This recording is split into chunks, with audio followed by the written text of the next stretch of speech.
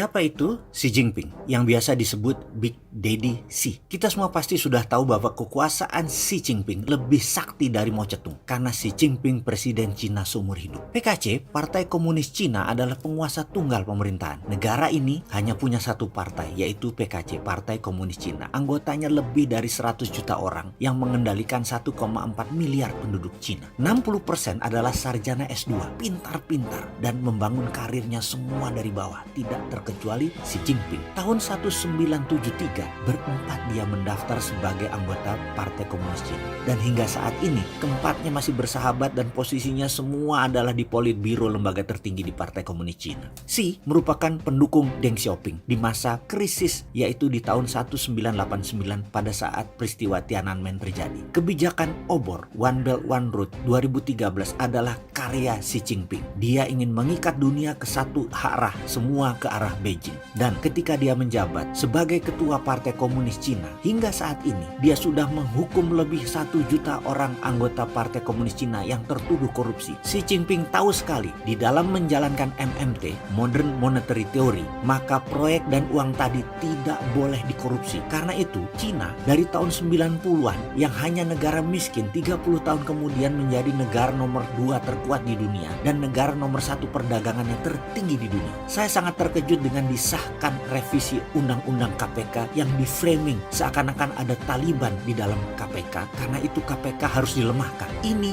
bagi saya konspirasi politikus Senayan. Nggak gitu kalau mau menegakkan dan memberi kekuatan agar korupsi hilang dari muka bumi Indonesia. Kasihan Pak Jokowi yang terjepit. Nggak dukung keputusan politisi tersebut, maka dia tidak dapat dukungan di Senayan. Tapi sungguh hati kecil Pak Jokowi ingin korupsi hilang dari muka bumi Indonesia. Namun dia bingung karena KPK harus dilemahkan. Ini niatnya politikus Senayan yang memojokkan Pak Jokowi. Sebenarnya kalau ingin korupsi hilang, di mana korban terbanyak pasti politisi Senayan, maka caranya adalah tambah kekuatan KPK. Dan saya setuju pimpinannya seperti sekarang adalah dari Polri. Kasih kekuatan, kalau perlu yang ketangkep tangan, hukum mati. Tapi usia KPK jangan sampai panjang, hanya 10 tahun saja, hanya sampai tahun 2029. Kita tiru Xi Jinping, tebas 1 juta koruptor boleh, tapi jangan ikut obor Cina. Emang kita nggak ada nyali apa cetak uang seperti Cina? Emang kita takut sama IMF? Kan Indonesia katanya berdaulat. Ayo kita mulai lobby Amerika. Sekali lagi tentang korupsi, KPK itu di ad hoc-kan saja 10 tahun saja. Setelah itu kembalikan ke Bareskrim. Tak perlu ada 2 lembaga bersihkan korupsi. Tapi sekarang selama 10 tahun KPK dikuatkan.